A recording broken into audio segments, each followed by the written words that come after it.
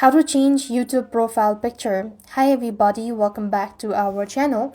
In this guide, I'm going to show you the procedure to change your profile picture on YouTube. For that, open a YouTube app onto your device, then tap the profile at the very bottom right corner of the screen, and you just want to make sure to go ahead and select view channel.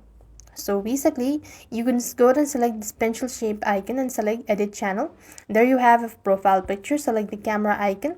You could either go ahead and take it from the camera or maybe upload it from your photo as well. Let me just go ahead and do this and select the done.